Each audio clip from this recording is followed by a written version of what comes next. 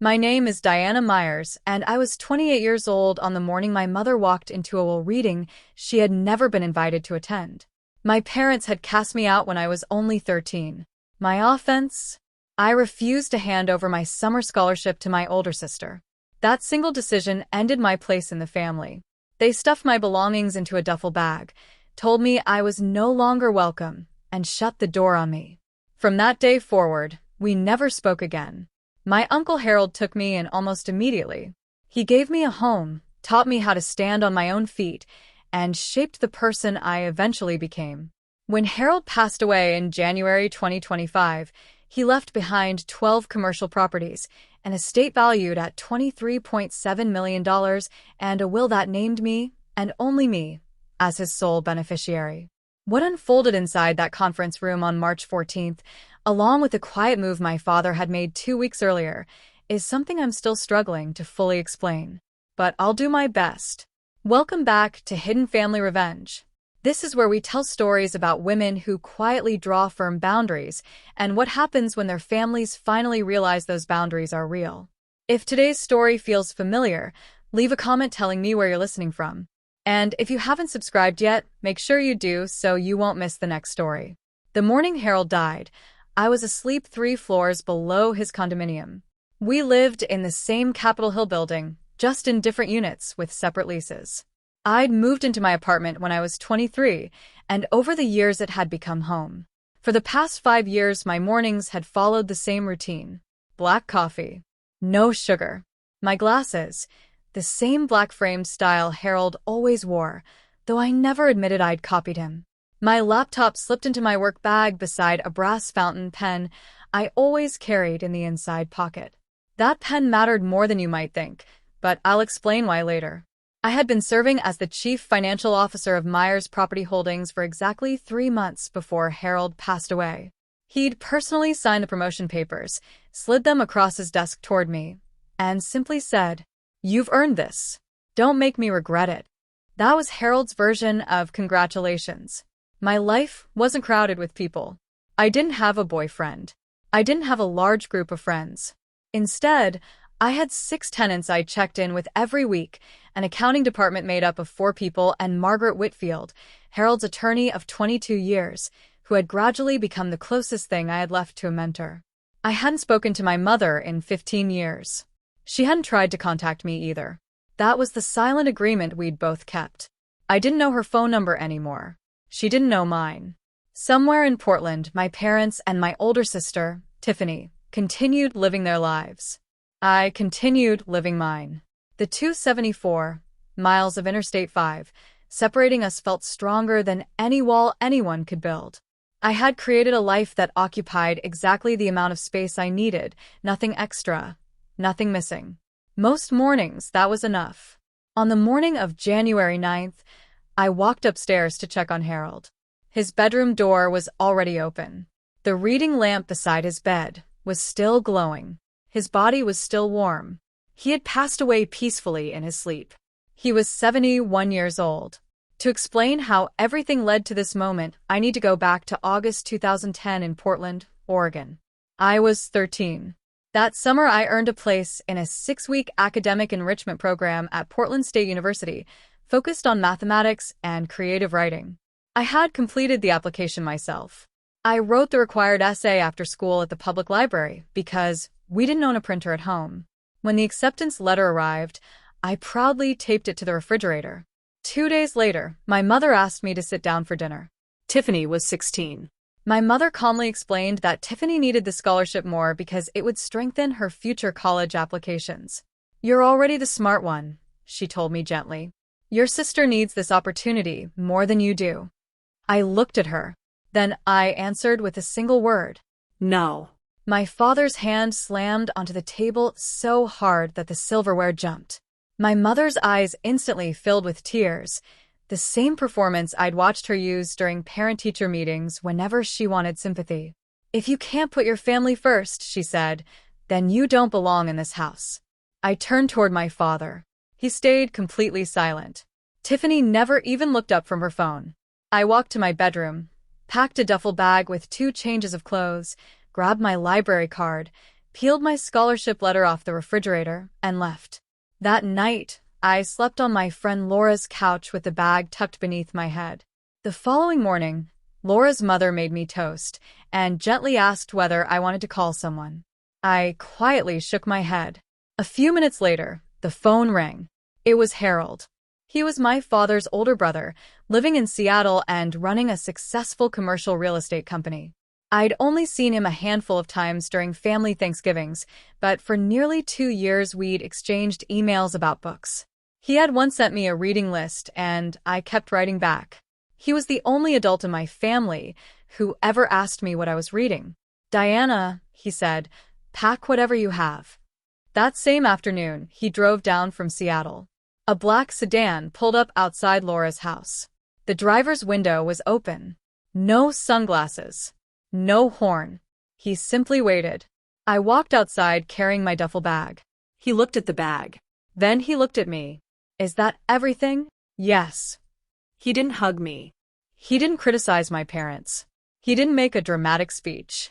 He simply opened the passenger door and said, "We're going to Seattle. If you ever decide you want to come back, that's your choice. But tonight, you're sleeping in a real bed." The drive north along Interstate 5 took about 3 hours. Most of it passed in silence. An old jazz station played softly through the speakers. Harold never asked what had happened. He never insulted my parents. He never promised that everything would magically work out. About an hour into the trip, somewhere near Olympia, he pulled into a roadside diner and bought me a grilled cheese sandwich and a glass of milk. I finished every bite without saying a word. After he got back into the car, he finally spoke. "I never wanted children, Diana, but I have a spare room and an extra key. I'd much rather you stay there than spend another night sleeping on somebody else's couch." I simply nodded. That was the entire conversation.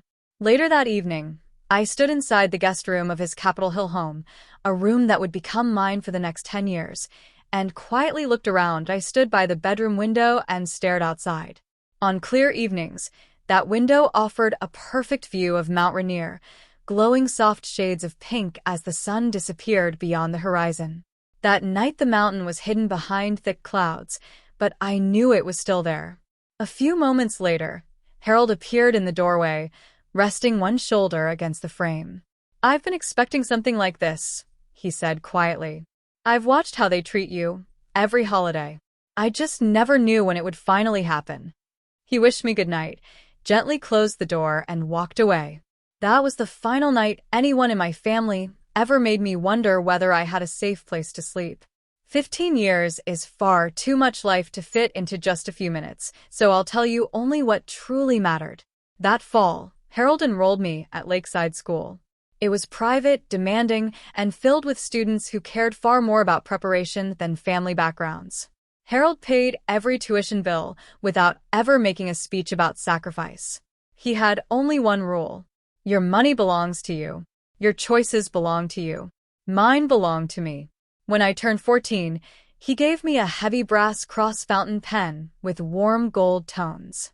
His initials, HM, were engraved on the clip. He had owned it since 1986. "Use it only for things that matter," he told me. From that day forward, the pen rarely left the inside pocket of my jacket. The years passed. I graduated from the University of Washington's Foster School of Business with a degree in finance, finishing summa cum laude with a 3.94 GPA. Harold skipped the graduation ceremony. "Graduations are for parents," he said. "I'm not trying to be one." But when I arrived at the office the following Monday, I found a card waiting on my desk. It contained only a few words. "Good. Now do something with it." That's exactly what I did. I earned my CPA license at 25. I'd already started working at Myers Property Holdings while I was still in college, joining as a senior financial analyst at 23. By 26, I had become director of finance. Every promotion came because I learned the business from the ground up. Harold taught me how to read commercial leases before I was even legally old enough to sign one. "A lease tells you who really has the power," he'd always remind me. "Read every line." 3 months before he passed away, Harold called me into his office. He signed the paperwork naming me chief financial officer. He used the same brass fountain pen he'd given me years earlier. When he finished signing, he handed it back. "Keep this safe," he said. Then, he added something else. "I've left a folder with Margaret. It's for afterward." I asked him what was inside. He simply shook his head. "After," was all he said. Over 15 years, Harold taught me 2 lessons that shaped my life. The first was how to understand a balance sheet. The second was when silence was more valuable than speaking. The first real scare came in 2023. On a Tuesday afternoon, Harold suddenly collapsed in his office. The doctors called it cardiac arrhythmia. Paramedics arrived within 4 minutes and stabilized him. By Thursday, he was back at his desk reviewing lease renewals as though nothing unusual had happened. But something had changed. His complexion looked different. He moved more slowly. For the first time in 4 decades of running the company, Harold started leaving work before evening. By the end of 2024, his condition had become much worse. He was hospitalized twice in November and once again in December. I stepped away from my normal responsibilities and moved upstairs into his condo, sleeping on the couch, so I could check on him every 4 hours, exactly as his cardiologist instructed. During his final week, he handed me a single sheet of paper covered in shaky but readable handwriting. It said, "Margaret has the will. Trust her. Don't sign anything unless she's with you." Then came one final sentence. "And, Diana, don't let your father anywhere near this." On January 9th, 2025, at 6:14 that morning, I found Harold lying peacefully in bed. The reading lamp beside him was still on. An open biography rested across his chest. I can't even remember whose life it was about now. His face looked completely peaceful. He had passed away quietly in his sleep. No pain. No struggle. The paramedics later told me his heart had simply stopped. He was 71 years old. Over his lifetime, Harold had transformed a single duplex he purchased in 1982 into Myers Property Holdings, a portfolio of 12 commercial buildings worth $23.7 million. He never married. He never had children. Instead, he took in the daughter his own brother had abandoned, gave her a career, a future, and a place where she finally belonged. His funeral was exactly the way he had planned it. Small. Simple. About 30 guests. He had arranged every detail himself. The location, the music, even the guest list. My parents weren't included. That didn't stop my mother and sister from showing up anyway. They arrived almost 20 minutes late, dressed entirely in black. Before my mother even signed the guest register, she had already started embracing complete strangers. Sandra Myers possessed a remarkable talent. She could enter any room and somehow make herself the center of attention in less than 90 seconds.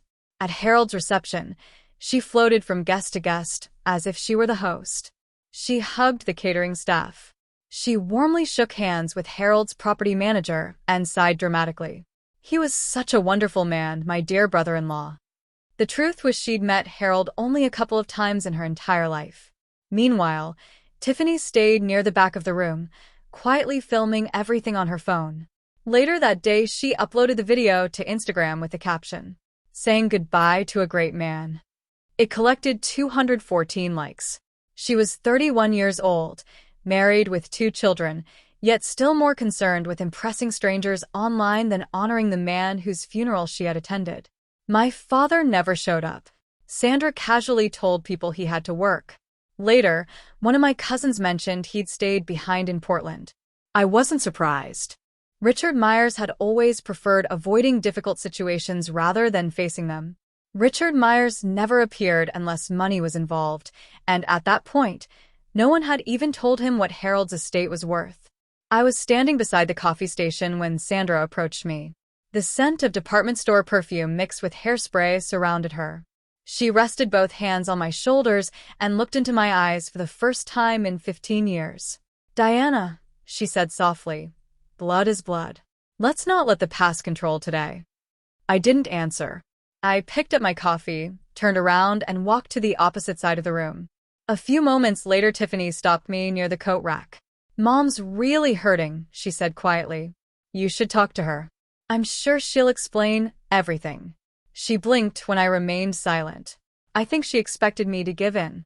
Most people always did when Sandra played the emotional card. That had always been my mother's pattern. She performed grief. Everyone around her adjusted, and somehow she always got what she wanted.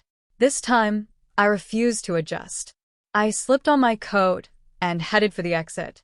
Before I reached the door, Sandra caught my hand and quietly pressed a folded piece of paper into my palm.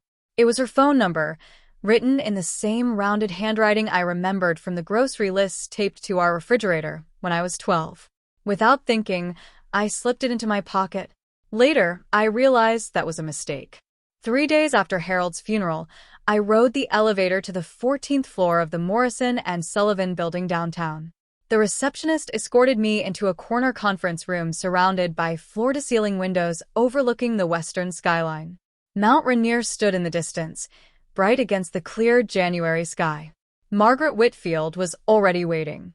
She wore a navy suit, reading glasses hanging from a chain around her neck, and several neatly organized stacks of documents sat in front of her. She stood as I entered and greeted me with a firm handshake that reflected decades of legal experience. "I represented your uncle for 22 years, she said. "He was the most methodical client I've ever worked with." After we sat down, she explained everything Harold had arranged before his death. The reading of his will wasn't meant to be a private family gathering. Harold had intentionally combined it with a celebration of life and an official executive confirmation. 47 invited guests would attend, including attorneys, accountants, auditors, longtime tenants, and representatives from 3 charities listed as contingent beneficiaries. "He planned it this way," Margaret explained. "He believed his brother would create problems, so he wanted witnesses in the room." Then she placed a thick sealed manila folder on the table between us. Across the front, in Harold's familiar handwriting, were 5 simple words.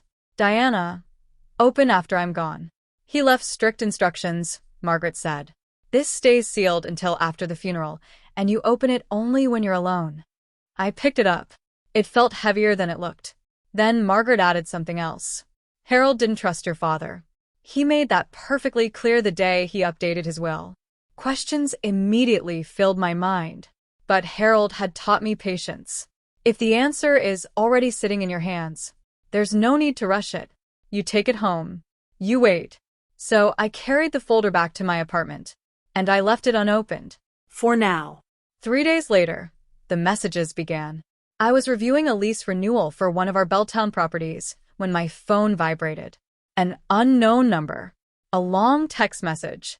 "Diana, I know things have been difficult between us, but family needs to come together now. We have to discuss Harold's estate. Your father is grieving." I read it twice before setting my phone face down on the desk. 20 minutes later, another message arrived. "We're family. We can settle this like adults." The following day brought a voicemail. Sandra's voice sounded calm, warm, and carefully controlled, the same tone she used whenever she wanted customer service to bend the rules. "Diana, sweetheart, please call me back. We should handle this together." A little later, another text appeared. "Harold was your father's brother. That has to mean something." Your father was Harold's brother. That has to count for something. I ignored every single message. Not one received a reply. Instead, I saved the number under a contact name I would never accidentally tap. "Do not open." Then I silenced every notification connected to it. Harold always had a saying about people who suddenly remembered your name after years of silence. When somebody arrives carrying flowers for no reason, he'd say, "Look at what they're hiding behind their back." Sandra had arrived at Harold's funeral carrying flowers. She hugged complete strangers, kissed people on the cheek, called Harold dear, as though they'd shared a lifetime of memories. Now, only 3 days later, she was texting about his estate. The flowers were still fresh, but the calculations had already begun. I forwarded every text and voicemail directly to Margaret with one short message. For the file. Her response came back almost immediately. "Noted. Keep everything." So I did. Every text, every voicemail, every screenshot, every timestamp. At the time, I had no idea how valuable those records would become. But Harold hadn't raised me to throw away evidence. The following Friday, I came home around 6:30 in the evening and found my parents waiting in the lobby of my apartment building. Sandra sat neatly on the edge of a bench beside the mailboxes, legs crossed, purse resting on her lap. Richard stood next to her with both hands tucked into his pockets, his jaw clenched beneath the same old flannel jacket I remembered from when I was 12.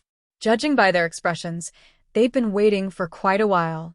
Richard spoke first. "We just want 5 minutes." I stayed exactly where I was. I didn't invite them upstairs. I didn't sit down. I placed my work bag on the floor, but kept my apartment keys firmly in my hand. "There's nothing to discuss," I said evenly. "If you have anything related to Harold's estate, speak with my attorney." Margaret Whitfield, Morrison and Sullivan. For a split second, Sandra's warm expression cracked. Something much colder flashed beneath the smile. "Diana," she said gently, "you don't understand. Your father is Harold's brother. He has rights." "No," I replied. "He doesn't." Sandra stepped closer. "Honey, we're still family." I let those words hang in the silence. Family. 15 years had passed since she'd used that word about me. 15 years since she'd looked me in the eye and told me I no longer belonged in her house. Margaret Whitfield. I repeated. Morrison and Sullivan. "She's the person you need to contact." I picked up my bag, walked past both of them, and pressed the elevator button. Sandra stayed where she was. Richard followed for 2 steps before stopping. As the elevator door slid open, I glanced back just long enough to see him pulling out his phone. I heard him speak quietly. "Frank, it's Richard. We're going to have to move on this." The doors closed. I rode upstairs alone. I had no idea who Frank was. But Harold had taught me another useful habit. Whenever someone casually mentions a name you've never heard before, write it down. The moment I reached my apartment, I opened the notes app on my phone. Frank. Richard called him. Friday, 6:45 p.m. Tiffany chose a completely different strategy. She took everything online. Over the next 4 days, she sent me 14 Instagram direct messages. The first few sounded almost sincere. "Hey, sis. Can we talk? I miss you." Those messages might have worked on someone who hadn't spent a lifetime watching Tiffany weaponize kindness whenever it suited her. By the second day, the tone changed. "Mom cries herself to sleep every night. She's completely devastated." On the third day, she tried guilt. "Mom and Dad are getting older, Diana. People change. You're being cruel." By the fourth day, the kindness disappeared completely. "If you embarrass this family during the will reading, you'll regret it." I answered exactly as I had before. Not a single word. Then Tiffany showed up at my office. She walked straight into Myers Property Holdings on 2nd Avenue and confidently told the receptionist she was my sister. Security stopped her before she made it past the lobby. From the 3rd-floor window, I watched her argue with a security guard for nearly 6 minutes before finally giving up and leaving. That same afternoon, she posted an Instagram story. A plain black background, white lettering. Some people forget where they came from. It collected more than 200 likes and dozens of comments, mostly heart emojis from people who had absolutely no idea what she was talking about. My coworker James saw the post. He never mentioned it. I appreciated that more than he probably realized. Later that evening, for the first time in years, I scrolled through Tiffany's profile. One thing became painfully obvious. She'd been building this story long before Harold died. Caption after caption about putting family first. Group photos where I was noticeably absent. Mother's Day quotes about forgiveness, sisterhood, healing. She had turned our broken relationship into social media content. She'd cast herself as the peacemaker in a conflict she'd helped create. I closed Instagram and never opened her profile again. The following week, I sat alone inside Harold's office at the top of the building. Technically, it belonged to me now, but I hadn't changed a single thing. His worn leather chair still seemed to hold the shape of where he'd always sat. His reading glasses rested beside several lease files. Next to them sat the coffee mug I'd given him 3 Christmases earlier. World's best landlord. He'd laughed every time he used it. I opened the portfolio review. 12 commercial buildings. 3 located in Soto, including a warehouse, a light industrial complex, and a neighborhood retail strip. 4 mixed-use properties in Belltown with consistently strong rental income. 2 buildings on Capitol Hill, including the one we were sitting in. 3 older character properties in Pioneer Square, the kind Harold always loved most. The total appraised value stood at $23.7 million. Annual net operating income, $1.9 million. Everything had started with a single duplex Harold bought back in 1982 for just $67,000. 42 years of patient, disciplined work had built everything sitting in front of me. As I looked around the office, I remembered being 19 years old, sitting in that very same chair while Harold patiently explained the details of a commercial lease. Harold had spent hours teaching me every clause in those leases, explaining each paragraph one line at a time. He would slide his finger beneath the rent escalation section and remind me, a lease always reveals who truly holds the power. Read every word. Every agreement between a landlord and a tenant is a negotiation, and the one who understands the fine print usually comes out ahead. By then, I'd gone through every lease in our portfolio at least twice. Harold knew that was how I worked, and it was one of the reasons he'd trusted me enough to promote me. As I closed the portfolio binder, something on the desk caught my eye that I had somehow overlooked before. It was Harold's personal notebook, a small leather journal he always kept tucked inside his jacket pocket. I flipped to the final page. The last entry was dated January 6th, only 3 days before he passed away. His handwriting looked slightly shaky, but still neat enough to read. Call Margaret about the Diana folder. She needs to have it before the reading. I quietly placed the notebook back on the desk and reached into my bag for the thick manila folder. I'd carried it with me for an entire week without opening it. That night, I finally decided it was time. 2 days later, after finishing another meeting with Margaret at Morrison and Sullivan to finalize arrangements for the will reading, I headed toward the lobby. I always preferred taking the stairs instead of the elevator. As I pushed open the stairwell door, a familiar voice stopped me cold. My father. Richard was standing near the elevator bank, with a phone pressed against his ear. He wasn't trying to keep his voice down, even though the receptionist was pretending not to listen. "Frank, listen," he said. "We need to get something filed immediately. Undue influence.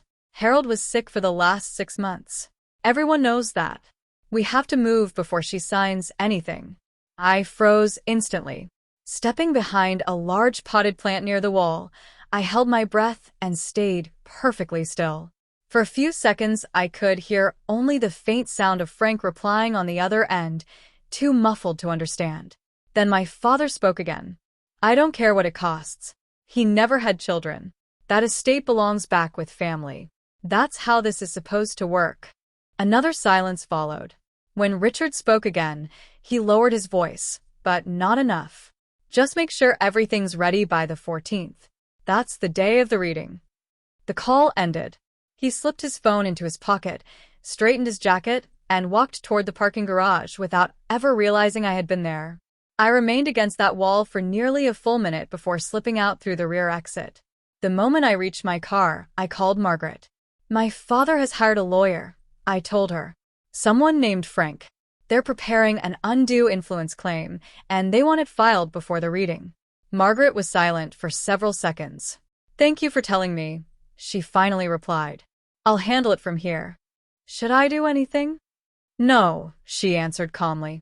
"Your uncle expected something like this. That's exactly why he arranged the reading the way he did." Then she ended the call. I stayed inside the parking garage for another 10 minutes with the engine off, both hands resting on the steering wheel while everything settled in my mind. Eventually, I drove home. That night, I carried Harold's folder to his old desk. It was 10:45 p.m. The desk lamp cast a soft yellow circle across the polished walnut surface. Outside the window, Mount Rainier had disappeared into the darkness. Only scattered city lights reflected against the glass. The folder itself was sealed with a single strip of packing tape.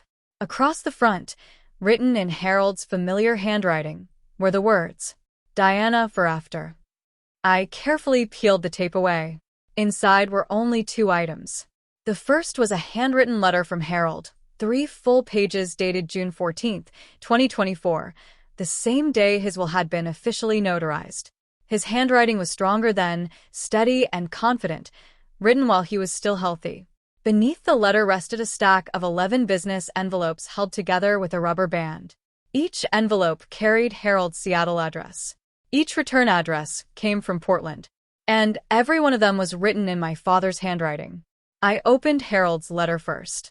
Diana, I never showed you these because I didn't want you to feel like you owed me anything. When you arrived at 13 carrying nothing but a duffel bag and a library card, you kept showing up every day after that. That was always enough. The letter continued. Your father has been writing to me since the year you came to live here. 11 letters across 14 years. Every one of them asks for money. Some of them use you as part of the negotiation. Harold had copied one sentence directly from the 4th letter. Sandra thinks Diana might come visit if you'd be willing to help us catch up on the mortgage. I slowly lowered the letter. Then I opened the envelopes one by one. 11 letters. 11 separate requests, spanning from 2010 through 2024. Some were handwritten. Others had been typed. Every single one came from Richard. Every single one asked Harold for money. And throughout those pages, my own name appeared again and again, not as a daughter, but as leverage. 9 different times. I returned to Harold's letter and read the final paragraph. Your father abandoned you once. Later, when I had money, he decided you had value. I never abandoned you. That's the difference. Then came the final sentence. Diana, you were never the second choice. You were always the one who stayed. I read those words 3 separate times. Finally, I closed the folder, switched off the lamp, and sat alone in the darkness. By sunrise, I knew exactly what I was going to do when everyone gathered for that will reading. If this story touched something you've kept buried for a long time, leave just one word in the comments. That's enough. And if you're new here and enjoy stories that stay with you long after they're over, make sure you subscribe before you go. Go ahead and hit the subscribe button if you haven't already. Every week we share stories about women who stop seeking approval and begin choosing their own path. I'll see you after the break. The following morning, I arrived at Morrison & Sullivan just after 7:30 a.m. Margaret was already inside her office. A cup of coffee sat untouched beside her keyboard while she studied documents on her monitor. Without saying much, I placed Harold's manila folder on her desk. She opened it immediately. First, she read Harold's handwritten letter from beginning to end without interrupting. Then she carefully worked through each of the 11 envelopes, examining every letter with the same calm precision she brought to complicated legal contracts. When she finished, she removed her glasses and looked directly at me. That explains quite a lot, she said quietly. I want them there for the reading, I replied. She hesitated. The will doesn't require your parents to attend. We could proceed without inviting them.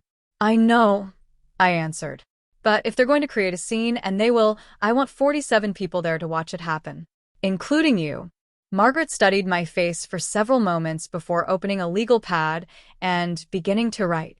I'll send official invitations by certified mail, she finally said. That way they'll know it's legitimate. They'll see it as an opportunity. Exactly. She paused again. One more thing. You mentioned another attorney Richard contacted. Frank. That's all I know for now. I don't have his last name. I'll find it. She slid the folder back across the desk. Bring this with you on the day of the reading. Don't show it beforehand. Don't mention it unless they force the issue.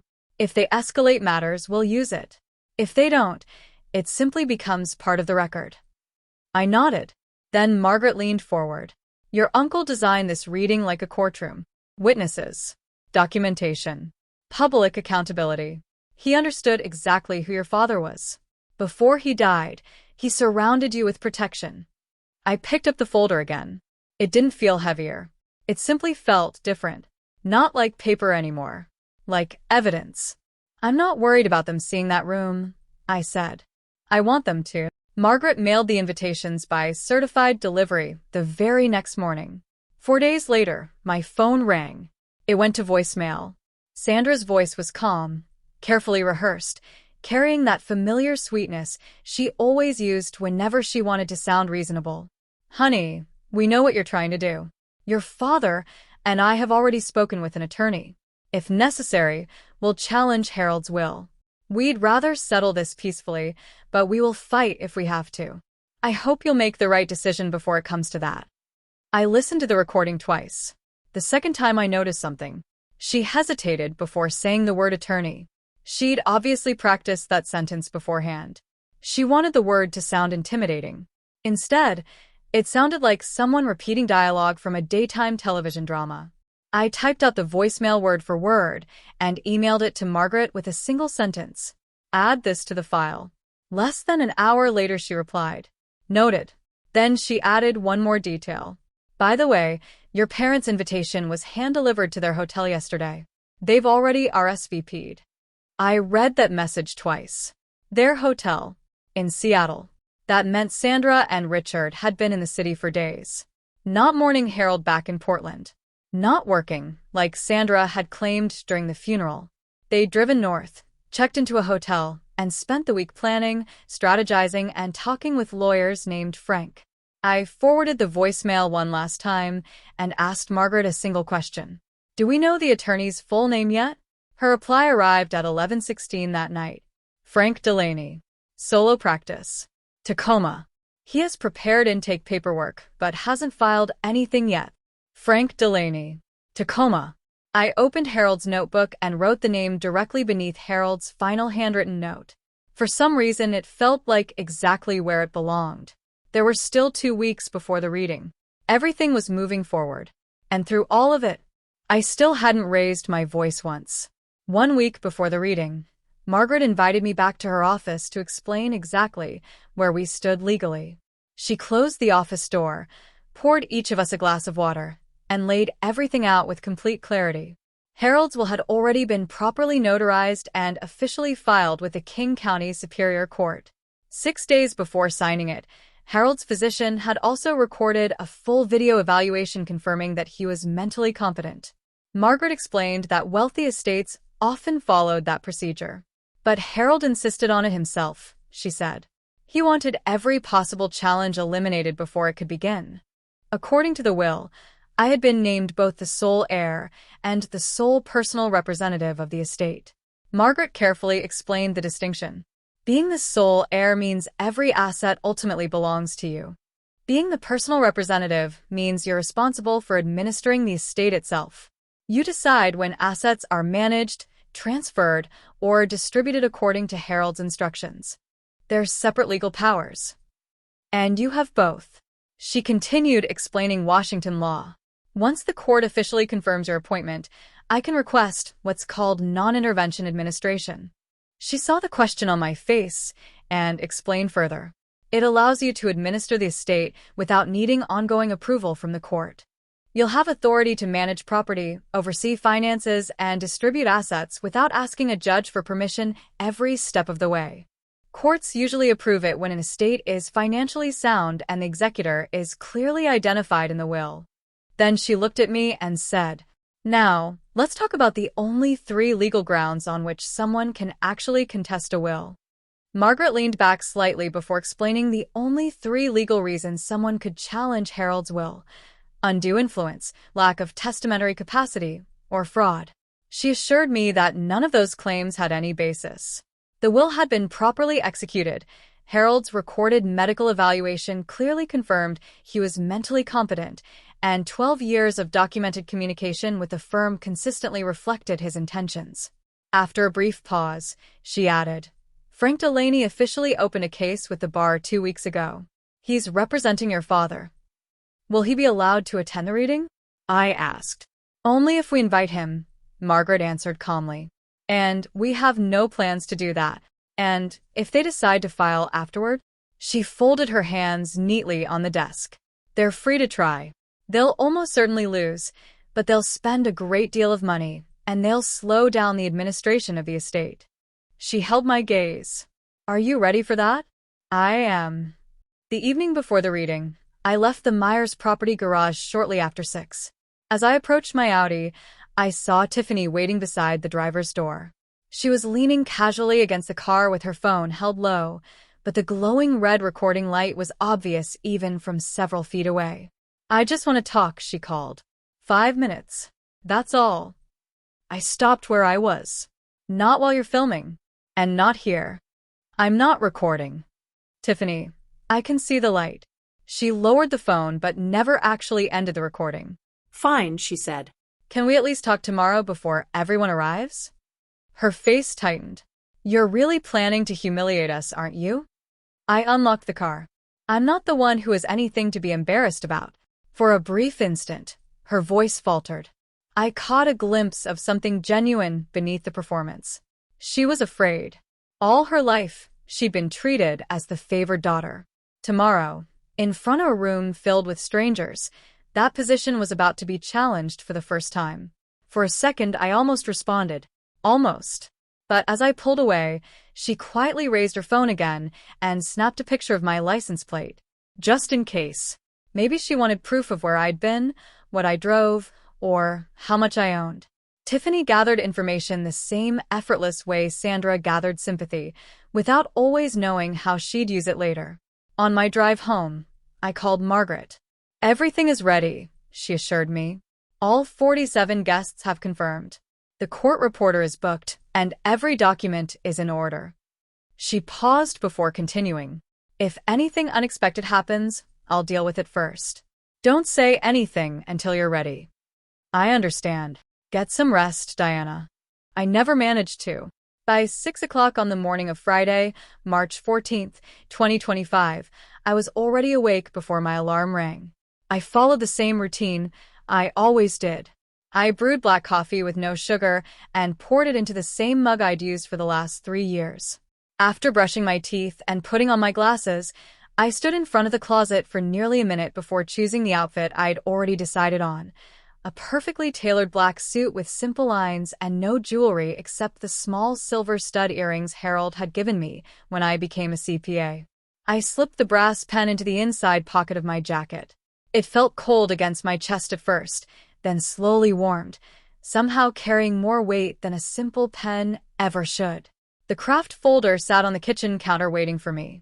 Inside were Harold's handwritten letter, the 11 envelopes from my father, and the legal paperwork Margaret had prepared for the signing. I had added one final item of my own, a handwritten page I'd written at 2 in the morning, just in case my emotions left me unable to find the right words. After locking my condo, I rode the elevator down, drove into downtown Seattle, and parked in the 5th and Madison garage for blocks from Morrison and Sullivan. The streets were quiet. It was a typical March morning in Seattle, cold, damp, but without rain. From 2 blocks away, I could already see the glass tower reflecting the first light of day. I looked up toward the 14th floor.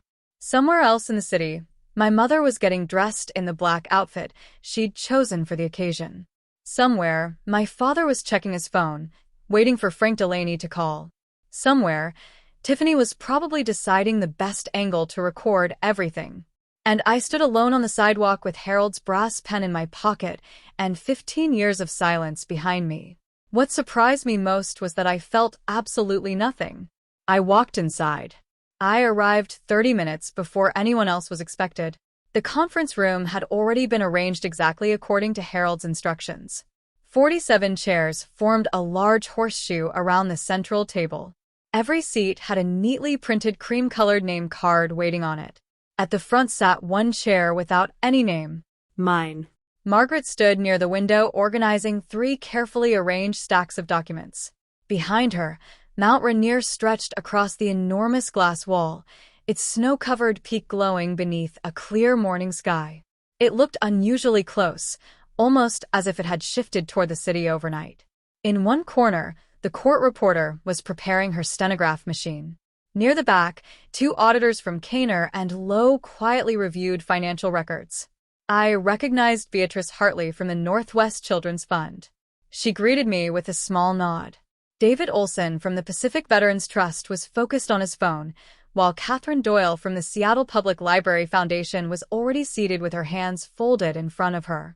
Harold's longtime tenants continued arriving one after another, the owner of Pioneer Square Books, the couple who managed the Veterans Co-op in Soto, and many others who had known Harold for decades, signing leases with him and shaking his hand every quarter.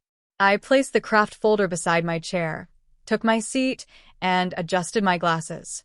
Margaret stepped quietly beside me and leaned close.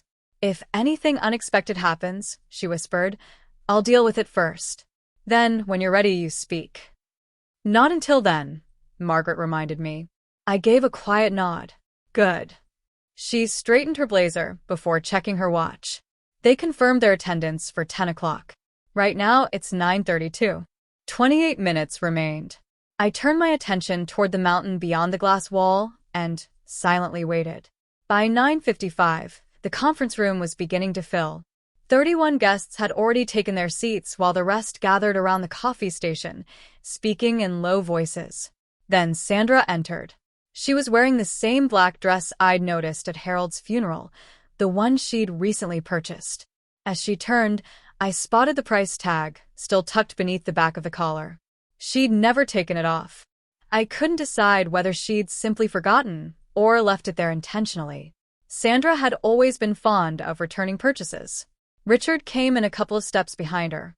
His suit fit poorly, hanging too wide across the shoulders while stopping short at his wrists. It looked rented. As far as I could remember, he'd never actually owned one. Instead of greeting anyone, his eyes immediately began surveying the room, moving from face to face before lingering on every doorway. Tiffany entered last. Her phone rested low against her side, tilted just enough to capture the room while pretending she wasn't recording. Sandra immediately went into performance mode. She approached a woman she'd never met before, reached out with both hands, and smiled warmly. "I'm Diana's mother. It's wonderful to meet you." The woman, one of Harold's longtime property managers, returned a polite smile before taking a subtle step backward. Across the room, two representatives from Harold's charities exchanged a brief glance. Neither of them had known Diana's mother would even be there. Sandra continued toward the front of the room. I remained seated. I didn't greet her. I simply caught Margaret's attention and gave the slightest nod. Margaret immediately stepped into Sandra's path. "Mrs. Myers," she said pleasantly, "welcome. Your reserved seats are right here." She indicated 3 chairs placed in the second row, slightly off to the right. Sandra hesitated. "But we're family," she replied. "Shouldn't we be sitting in the front?" Margaret answered with calm professionalism. "Those are the assigned seats." Sandra locked eyes with her for several seconds. Then, without another word, she sat down. Richard quietly took the chair beside her. Tiffany sat on the aisle, still holding her phone. 44 invited guests. 3 people waiting to cause trouble. 1 folder resting on the table. Those final minutes before the reading officially began felt longer than anything that had come before. Sandra couldn't stay seated.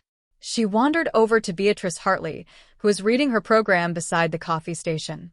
"You're with the Children's Fund?" Sandra asked, extending her hand. Harold adored children. He always dreamed of having a large family. Beatrice politely accepted the handshake. Sandra continued before the conversation could end. "Diana is my youngest daughter. We've had our disagreements over the years, but blood is still blood." She smiled with that familiar expression, warm enough to make strangers believe they'd just been invited into something personal. Beatrice simply nodded once, turned away, and poured herself another cup of coffee. Across the room, Tiffany had cornered David Olson. She spoke about Harold's generosity while casually holding her phone near her hip. David, a tall Marine veteran with a silver crew cut, glanced at the device before meeting her eyes. "Put the phone away," he said firmly. "This isn't a performance." Tiffany's smile disappeared instantly. Without arguing, she slipped the phone into her purse. From where I sat, I kept watching Richard. Unlike Sandra, he wasn't trying to charm anyone. He remained exactly where Margaret had seated him. His phone rested on his lap. Every 30 seconds he checked the screen. Twice he glanced toward the conference room entrance. Then 3 more times within the next 2 minutes. Margaret noticed it too. She leaned closer and whispered, "He's waiting for someone." I studied Richard. His knee bounced nervously beneath the table, while his eyes repeatedly darted toward the hallway. Frank Delaney. He'd already been told not to attend. Apparently Richard had invited his attorney anyway. I rested my hand on the manila folder and continued waiting. At exactly 10:02, Margaret stood, adjusted her blazer, and formally opened the proceedings. The room grew silent one layer at a time. The conversations around the coffee station faded first. Next came the scraping of chairs. Finally, even the quiet tapping from the court reporter's stenotype machine stopped. Complete silence settled over the room. Standing at the head of the horseshoe-shaped table, Margaret opened the leather binder resting on the podium. She placed her reading glasses on her face and deliberately waited several long seconds before speaking. Every person in the room held their breath. "We are gathered today," she began, "for the reading of the last will and testament of Harold Elias Myers, born July 18, 1953, and deceased January 9, 2025. She continued reading. This document was properly notarized in this office on June 14, 2024, before 2 witnesses and a licensed notary public. She paused. Her eyes moved first to Sandra, then Richard, then Tiffany. Only after slowly scanning the rest of the room did she lower her gaze back to the document. "The testator provided very specific instructions regarding today's proceedings," she said. "I will now read his words exactly as written." She adjusted her glasses once more. "It is my wish that this gathering serve not only as the reading of my final will, but also as a celebration of my life and a formal confirmation of fiduciary authority before those who stood beside me throughout my journey." Sandra shifted in her chair. The leather gave a quiet creak. Margaret moved into the formal legal language. She reviewed the witnesses, the notarization, the filing information, every standard legal provision. Yet the slow, deliberate way she delivered each sentence made it feel as though another lock was quietly sliding into place. I remained motionless with my hands folded in my lap. The brass pen rested against my chest. The manila folder lay untouched before me. Richard looked toward the doorway once again. Margaret calmly turned another page. She read Article 1, covering the administrative provisions of the estate. Then she continued to Article 2, outlining Harold's charitable gifts. 5% of the estate would be donated to the Northwest Children's Fund. Another 5% would go to the Pacific Veterans Trust. The room remained perfectly still as every word settled over those gathered. 5% of the estate would also be donated to the Seattle Public Library Foundation. Beatrice Hartley gave a quiet nod of appreciation. David Olson scribbled a brief note onto his legal pad. Catherine Doyle gently placed a hand over her chest. No applause, no celebration, just sincere gratitude expressed in silence. Margaret calmly turned to the next page. Article 3. I hereby appoint my niece, Diana Marie Myers, as the sole beneficiary of the remaining assets of my estate, including every real estate holding, all ownership interests in Myers Property Holdings LLC, and my personal belongings. She deliberately paused, allowing every word to settle over the room. I further appoint Diana Marie Myers as the sole personal representative of my estate, granting her complete authority to administer the estate without court intervention, as permitted under Washington law. Every face in the room shifted toward me. 44 pairs of eyes. I didn't move. My hands remained quietly folded in my lap. Margaret continued, her pace slower than before. This appointment is made with full knowledge that my brother, Richard James Myers, survives me. Her eyes met Richard's. He is intentionally excluded from receiving any inheritance. She allowed another pause. This decision is deliberate and is not the result of oversight or error. The room seemed to inhale all at once. The auditors immediately began writing. The court reporter's keys clicked steadily. Beatrice Hartley slowly placed her coffee cup on the table. Outside, the morning sunlight had shifted across Mount Rainier, turning its snow-covered peak brilliantly white. Sandra's expression changed before my eyes. Within only a few seconds, the pleasant smile disappeared. The color drained from her face. Her jaw tightened. Richard shot to his feet. This has to be a mistake. Margaret didn't raise her voice. It is not a mistake, Mr. Myers. She held his gaze. "Please take your seat." At the same moment, Tiffany grabbed her phone and openly began recording, no longer pretending to hide it. Margaret immediately turned toward her. "Please put the phone away. This is an official probate proceeding." After hesitating briefly, Tiffany lowered the device. Margaret addressed the room once again. "We will now continue with the confirmation of the estate's personal representative." A silence settled over everyone. It was the kind of silence that comes when an entire room realizes history has just changed. Sandra never allowed Margaret to finish. She stood abruptly. "This is fraud." Her voice cracked through the room like a whip. Harold was sick. He wasn't capable of making these decisions. She pointed directly at me. "She's manipulated him ever since she was 13 years old." One of the auditors looked up from his paperwork. The court reporter never stopped typing. Every keystroke echoed through the heavy silence. Sandra turned away from me and faced everyone else as though they were members of a jury. "You don't know the truth. She abandoned our family when she was just a child." Her fingers swung toward me again. "She isolated my brother-in-law for 15 years. He never had children. She took advantage of a lonely, sick old man." Nobody interrupted her. Beatrice Hartley quietly set down her pen. David Olson folded his arms across his chest. Sandra's voice only grew louder. "We're his family. His real family. I raised that girl for 13 years. I changed her diapers. I drove her to school. And this," her voice cracked, "is how we're repaid." For the briefest moment, I saw something beneath the performance. Sandra truly believed every word she was saying. In her mind, the years she'd spent raising me entitled her to part of Harold's estate. The reasoning was deeply flawed, but it was the story she'd convinced herself was true. She had lived inside that belief for so many years that she could no longer see beyond it. I stayed exactly where I was. My hands rested calmly in my lap. I said nothing. I didn't lean forward. I didn't even blink. Margaret slowly lifted one hand. Her palm faced outward. "Mrs. Myers, please return to your seat. You'll have an opportunity to speak after the reading has concluded." Sandra refused. "I'm not sitting down until somebody answers me. She stole him from our family. She stole everything." Margaret glanced toward me. I quietly shook my head. "Not yet."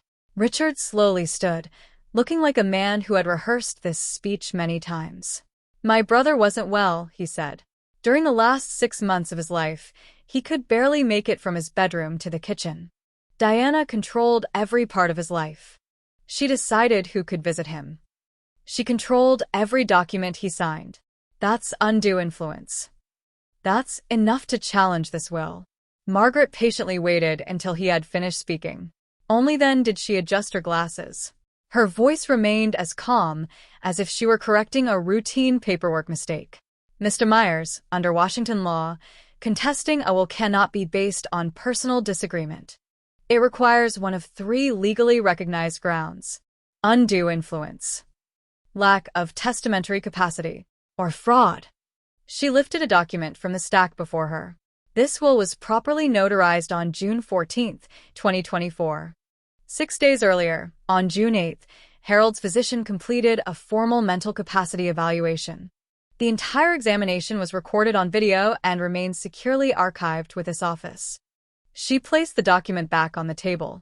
In addition, Harold's intentions are supported by more than 12 years of documented correspondence maintained by this firm. Richard clenched his jaw. "We've hired an attorney. He'll take care of this." Margaret inclined her head slightly. "Yes, Frank Delaney, solo practitioner out of Tacoma. We already know." A subtle shift moved through the room. It felt as if every one of the 44 people present had suddenly pieced together the truth at the exact same moment. Richard blinked in surprise. "How do you know that?" "We received notice of his intake filing yesterday," Margaret replied calmly. "As a professional courtesy, Mr. Delaney contacted our office to inform us that he intended to represent you." Silence spread across the conference room, settling into every corner. Then came a knock. The conference room door opened. A man in his mid-40s stepped inside carrying a briefcase. With his free hand, He adjusted a tie that didn't quite match his jacket. He looked like someone expecting a quiet family meeting with only a handful of people. Instead, he found 47 chairs arranged in a horseshoe, a court reporter typing every word, charity representatives, auditors, and dozens of silent witnesses. Frank Delaney. He stopped just inside the doorway. His eyes swept across the room, from Margaret to the auditors to the documents spread across the table, then to the court reporter still typing, and finally to Richard. Margaret didn't hesitate. "Mr. Delaney, welcome," she said. "Please have a seat." She motioned toward an empty chair along the wall. "We were just reviewing the legal basis for contesting the will. If you'd like to examine it on behalf of your client, I'd be happy to provide you with a copy." She slid a bound copy of the will across the table. Frank stared at it for a moment. Then he looked around the room once more. Finally, he sat down. He opened the document and quietly read the first 3 pages while everyone watched. When he finished, he closed it and turned toward Richard. His voice was low, but the room was so quiet that every word carried. "Richard, we need to talk." Richard leaned forward. "Just file what we discussed." Frank slowly placed the document on the table. No. "We need to step outside." Sandra immediately interrupted. "What's the problem? You said." Frank lifted a hand, stopping her. "Mrs. Myers, I was told this was a private family gathering." He gestured around the room. "The auditors, the charity representatives, the court reporter. This is an official probate proceeding." He tapped the will lightly. "And the factual record doesn't support the version of events I was given." Richard's face instantly drained of color. Only minutes earlier, Sandra had turned just as pale. I stood. Not suddenly. Not angrily. I placed both hands on the table, pushed my chair back, and rose the same deliberate way Harold always began a quarterly meeting, calm, composed, and certain enough that the room naturally waited. Without saying a word, Margaret stepped aside. I opened the craft folder. From inside, I removed Harold's handwritten letter. 3 neatly written pages. Before reading, I held them up so everyone could recognize Harold's handwriting. My uncle wrote this letter on the same day he signed his will. I began. June 14th, 2024. He wrote it in his office. I opened it 2 months ago while sitting alone in the same chair where he worked for years. Then I began reading. Every paragraph. My voice never wavered. I'd practiced it once at 3 o'clock in the morning, standing alone in my kitchen. I read it exactly as Harold would have wanted. Clear. Honest. Without theatrics. Without dramatic pauses. When I reached the final paragraph, I slowed slightly. "Diana, you were never the backup. You were always the one who stayed." I let the words settle over the room. Then I carefully laid the letter on the table. Next, I picked up the bundle of 11 envelopes. Holding them up, I said, "These are 11 letters my father mailed to my uncle between 2010 and 2024. Every single one asked for money. Several of them referred to me as something that could be used in negotiation. My uncle kept every letter. He never showed them to me because he never wanted me to believe I owed him anything." Sandra suddenly spoke. "Diana, don't." I looked directly at her. Calmly. Quietly. "Mom, I'm not finished." She slowly leaned back into her chair. I placed the envelopes on the table. My family didn't lose me. They chose to let me go. And for the next 14 years, they tried to trade me back to the brother they resented. The brother who welcomed me anyway. I looked at Sandra. Then Richard. Then Tiffany. I'm not here asking for an apology. I'm not looking for reconciliation. Blood was never the issue. Choices were. I reached into my jacket pocket and removed Harold's brass pen. I uncapped it. Then I signed the non-intervention administration papers Margaret had prepared. When I finished, I set the pen down on the walnut table. Its soft click echoed through the silent room. "If you want to challenge this," I said, "then file your claim. The will is legally valid. Margaret will represent the estate. And any legal expenses you create will be your responsibility." I returned to my seat. The brass pen remained on the table between us, catching the morning sunlight. Sandra cried. This time, No one offered her a tissue. Beatrice Hartley quietly looked away. David Olson lowered his eyes to his hands. Catherine Doyle wrote one final note in her notebook before closing it. The court reporter finished typing my last sentence and paused, her fingers hovering above the keyboard. Tiffany instinctively reached toward her purse. Toward her phone. Then stopped. She had noticed the court reporter. She had noticed the auditors. She had noticed 44 witnesses watching her every move. Instead of pulling out the phone, she folded her hands in her lap. Frank Delaney stood. He straightened his tie, picked up his briefcase, and turned toward Margaret. "I'll be withdrawing as counsel by Monday. Please send the paperwork to my office." Without another glance at Richard, Frank walked out. The door closed behind him with a soft click. Richard quietly reached for Sandra's arm. Richard gently helped Sandra to her feet. Tears were still streaming down her face, her sobs loud enough to fill the room. But whatever sympathy she expected never came. Her performance no longer had an audience. No one stood to comfort her. No one spoke. Tiffany followed close behind them. Before leaving, she stopped at the doorway and looked back at me. I couldn't tell what was in her eyes. Maybe fear. Maybe realization. Whatever it was, she said nothing before walking away. The remaining 44 people stayed exactly where they were. No one hurried to break the silence. Then Beatrice Hartley slowly raised her hand. "I'd like to thank Diana on behalf of the Children's Fund," she said quietly, "for honoring Harold's final wishes." A few gentle claps followed, 6 or 7 people at most. It wasn't applause for a performance. It sounded more like quiet agreement. I closed the folder, placed the brass pen on top, and allowed the room to settle. People left one at a time. Each offered something small, a handshake, a nod, a few sincere words. David Olson squeezed my shoulder. "Your uncle was a remarkable man." Catherine Doyle smiled softly. "We'll contact you soon regarding the foundation distribution." Beatrice Hartley didn't say anything at all. She simply held my hand for a few seconds before quietly walking away. The auditors packed up their files. The court reporter saved the transcript, closed her case, and rolled her equipment out. The catering staff cleared away the untouched pastries. By 10:50, only Margaret and I remained. She poured 2 glasses of water and slid one toward me. I hadn't realized how dry my throat had become until I emptied half the glass in one drink. "Your father will probably file something," she said as she sat across from me. "It won't be Frank representing him. It'll likely be someone else." "Let them," I replied. "The will is solid." She nodded. "They don't have legal standing, but they'll still delay things. 90 days, maybe longer. In the end, they'll lose." "I know." Margaret removed her glasses and placed them carefully on the table. "Harold told me something about 6 years ago while we were reviewing his estate plan. I asked why he intended to leave everything to you. Not because I questioned his decision, but because I was required to document his reasoning." She paused. I waited. He looked at me and said, "Margaret, I've built 12 buildings and an entire company. But the accomplishment I'm proudest of is the 13-year-old girl who walked into my guest room carrying nothing but a duffel bag and never once asked me for anything." I lowered my eyes. Then I looked toward the window. Mount Rainier stood in the afternoon sunlight. The same mountain I'd looked for on my first night there, hidden behind clouds but always present.